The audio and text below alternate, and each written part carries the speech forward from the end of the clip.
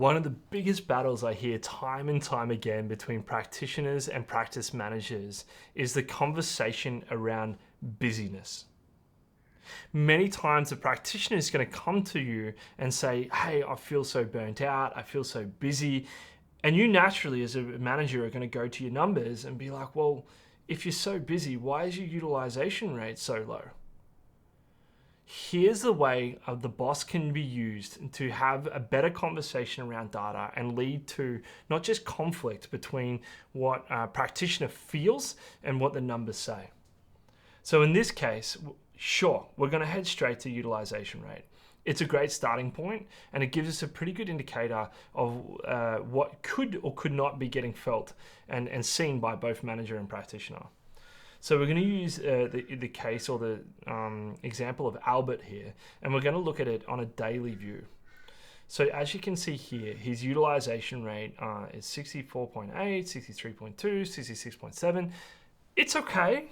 But when I guess a practice manager or owner is charging out or paying for 100% of the time, these numbers are not that attractive. And what we would probably want to be seeing is much higher utilization rates, above 80% or more, depending on obviously the processes you have in your business and the efficiencies you have in supporting staff. But in the case that, Albert would come to me and say, look, I feel burnt out, I feel, tired, I need to block time out, I'm probably going to push back. Because if 63, 66, anything in these 60s, I'm really going to struggle to help them progress. Look at in the performance reviews, look to pay the Albert more. So I need to figure out the solution to this issue. So what I may do, or the next kind of thing to look at when you find this discrepancy of feeling and numbers, we actually go down to booking availability. And more often than not, this is where we start to see some of the story unfold. So looking at booking availability and breaking down by appointment length, what it will do is it will showcase in each of these columns, so in this case days, how many different blocks are available to be booked in.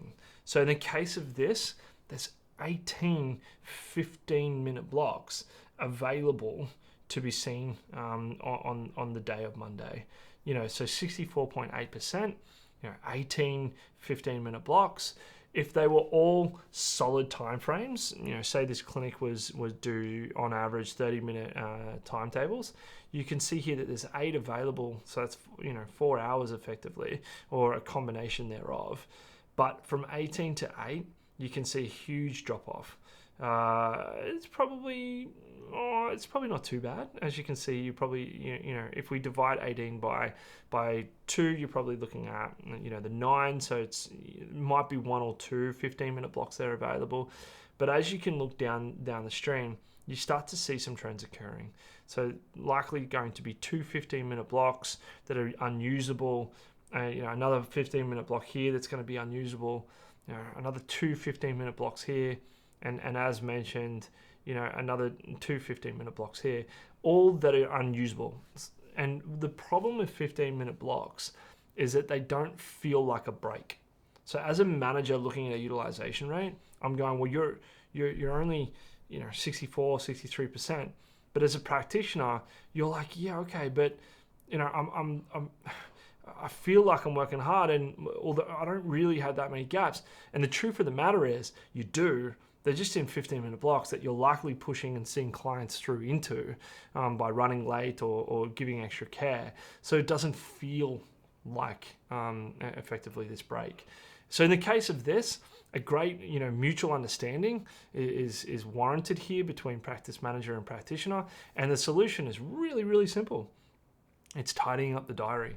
Effectively just pushing consultations, to butt up against one another, so that we're reducing or removing the 15-minute consult availabilities to basically make the breaks feel more like breaks to the practitioner, or effectively for the business, delivering an opportunity for another booking.